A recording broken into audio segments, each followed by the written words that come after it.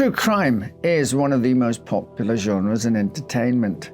In fact, recent research shows that 50% of Americans enjoy the genre. While TV shows like Dateline, Unsolved Mysteries, and Forensic Files have had a strong fan base for decades, newer media has ushered in a massive marketplace for all things true crime.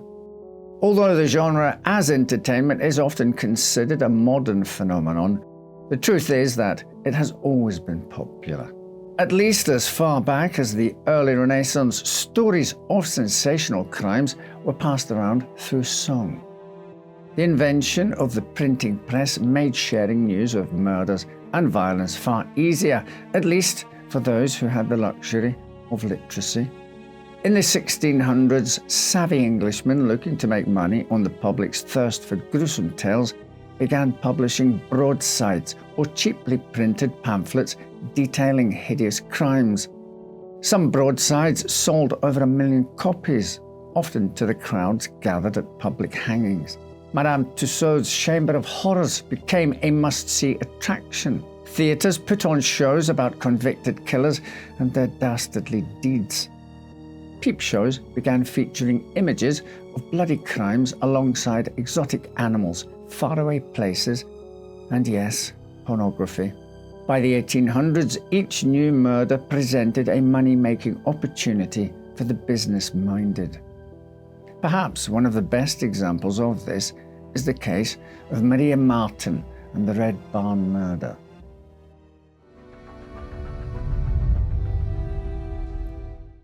Maria Marten was born in 1801 into a humble household in Polstead, a small Suffolk parish about 80 miles, 129 kilometres northeast of London. Maria's father, Thomas, was a mole catcher who earned a small salary for ridding local farms of the pesky creatures and selling the skins to furriers. Maria spent part of her childhood living with a clergyman's family in nearby Leham, where she learned to read and write while caring for the family's little ones. But when Maria's mother passed away, the 9-year-old was forced to return to the family home to step into the role of homemaker. While Thomas eventually remarried a woman named Anne, Maria was never able to return to her education.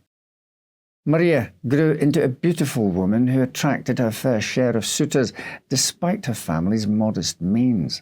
At 17, she began a romantic relationship with Thomas Corder, the second eldest son of a middle-class family of tenant farmers. Perhaps because of their unequal social standing, Thomas insisted they keep their affair a secret. Before long, Maria became pregnant and gave birth to a child whom Thomas refused to acknowledge or help support financially. Sadly, the child died when it was only a few weeks old.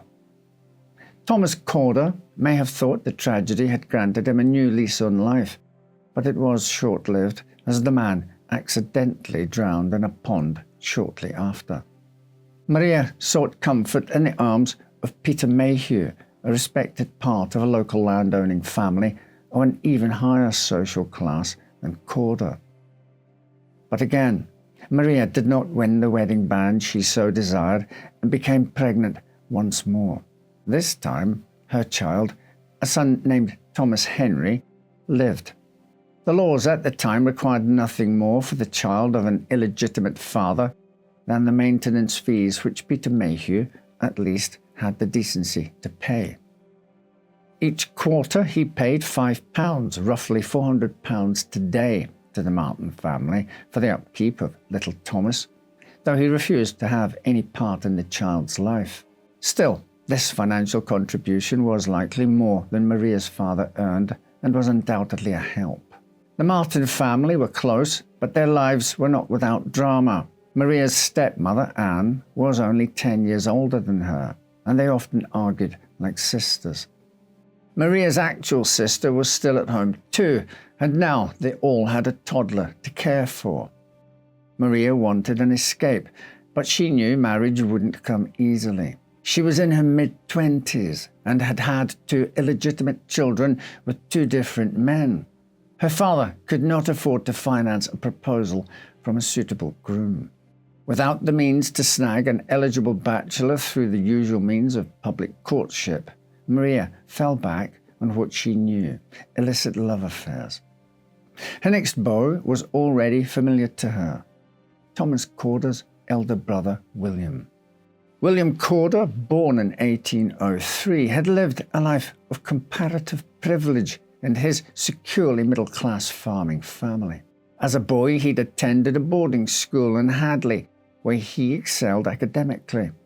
But his early adulthood was riddled with tragedy. After his father died, William's mother and her 6 children were left to manage their farm alone. After Thomas drowned, 2 other Corder brothers, James and John, both died of unknown health conditions less than 18 months later. William found himself the only man standing, responsible for the care of his mother, 2 sisters, and the family's 300-acre farm. While he was handsome and scholarly, he also had a reputation for haughtiness and dishonesty. Before his father died, William stole several pigs from the family farm and sold them to a local farmer, leading to an ugly dispute. Antics like this earned him the nickname Foxy, not for his good looks, but for his wily, deceptive nature. William and Maria began seeing each other secretly around September 1826. Before long, Maria was pregnant again. She likely feared William would abandon her too, but he accepted responsibility for the pregnancy and began visiting the Marten home. Maria's stepmother, Anne, disapproved of the match, but Maria seemed to genuinely love William. Plus, as the now owner of a successful farm, William offered an appealing financial advantage. By the time Maria's baby was born, he had promised to marry her, and Maria was confident all of her troubles would soon be over. Tragically, their baby lived only a few weeks, and the couple buried their child in the fields outside of Sudbury. But the death did not seem to deter William's affections. On May the 18th, 1827, William visited the Marten household and laid out a plan to Maria and her stepmother Anne. He said that he'd heard the parish constables were considering arresting Maria for having illegitimate children. While this may seem unthinkable now, having children outside of wedlock was still a punishable offence in 19th century England.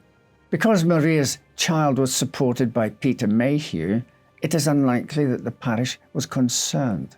But in cases where a mother had multiple illegitimate children that had to be supported by the local parish, it was not uncommon for them and their children to face punishment, such as being sent to a workhouse. The threat of such a fate was enough to frighten Maria and Anne to agree to what William suggested next. William told Maria to dress as a man to evade capture by the local constable who had obtained a warrant for her address. She was to meet him at a barn on the Corders farm, where she could change back into her clothes, and they would travel together to Ipswich, where they would be married, effectively saving Maria from prosecution. While perhaps not the white wedding she may have envisioned, it was undeniably romantic in its own way. Disguises, elopement, and a man risking all to protect her. So Maria hastily packed a bag for her beau to carry to the Red Barn for her, and after he departed, she dressed in men's clothing, said goodbye to Anne, and followed her paramour to the clandestine meeting place. It was the last time that anyone saw Maria alive.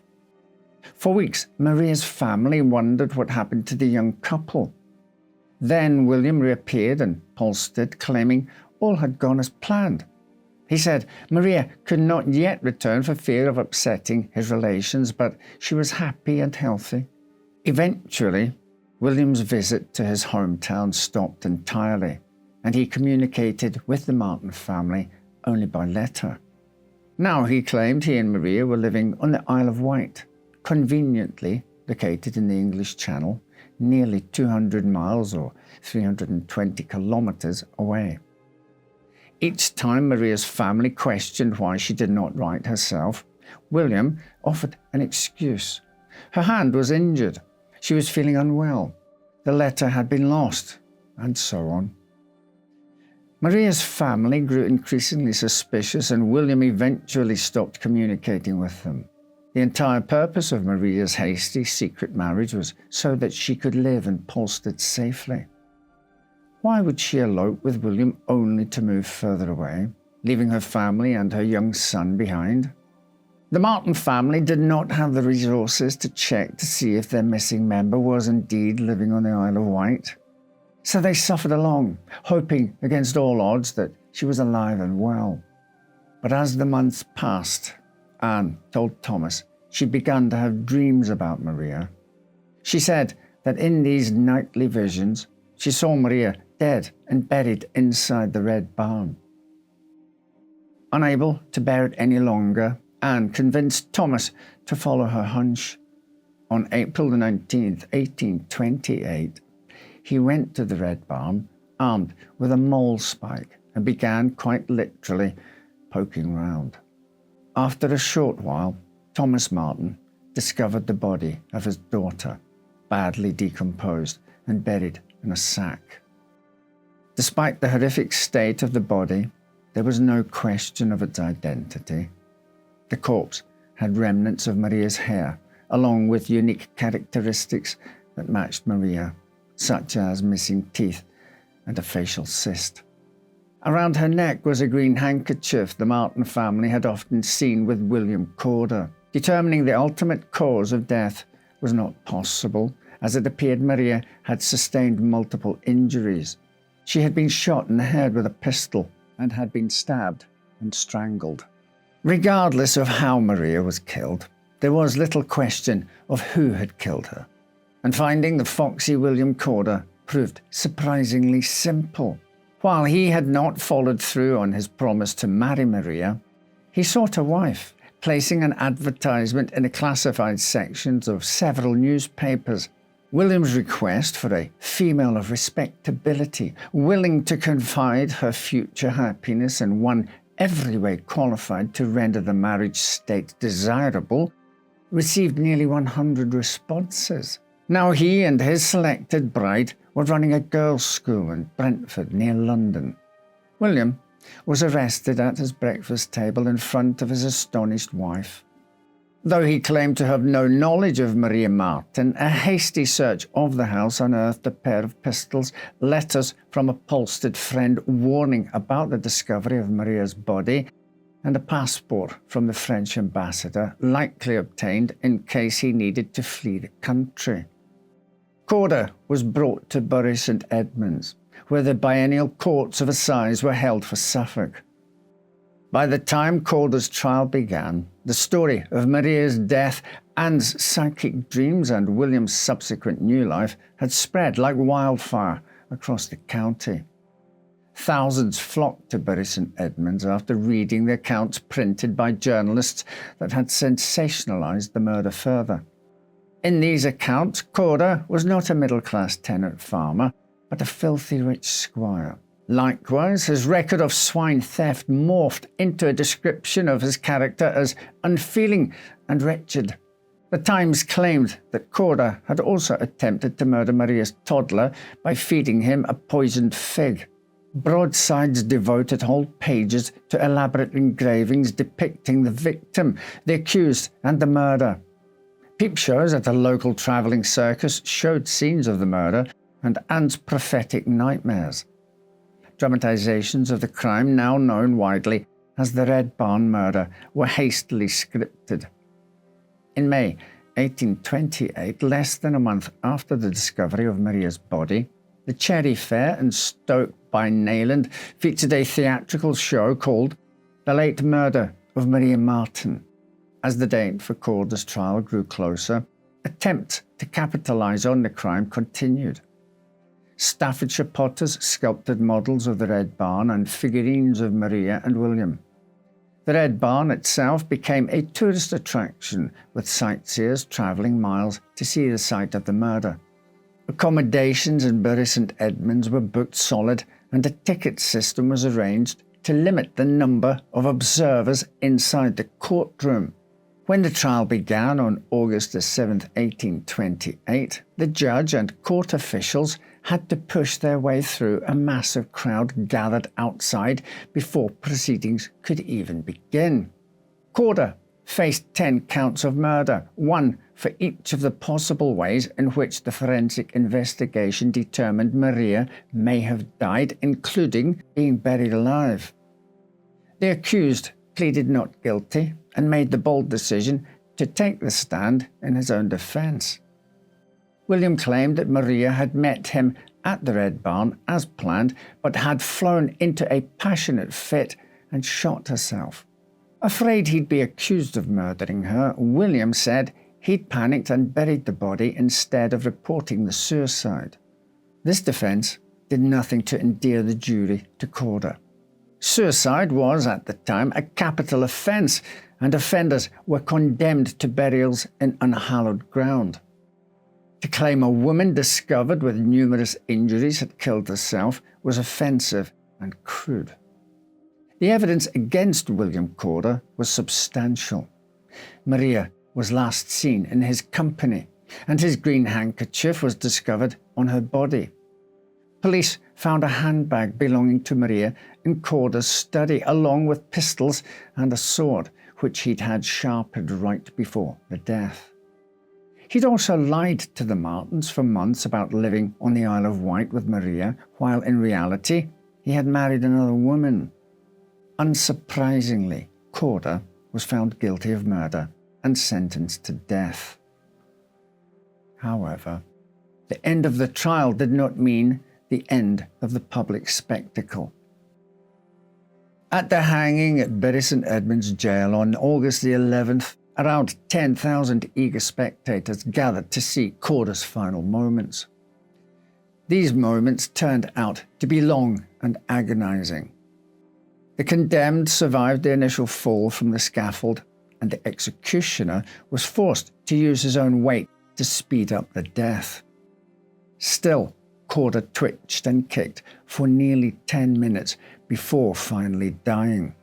The executioner sold sections of the rope used in the hanging to the eager crowd for £1 an inch. But even after all that excitement, the festivities were far from over.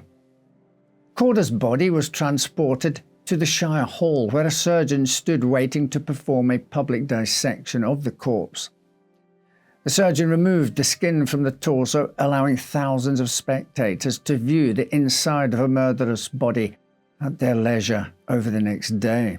Then, Corder's remains were transferred to the county hospital, where so-called specialists wired the corpse to a battery and administered shocks in an attempt to reanimate the dead man in a procedure called galvanic therapy.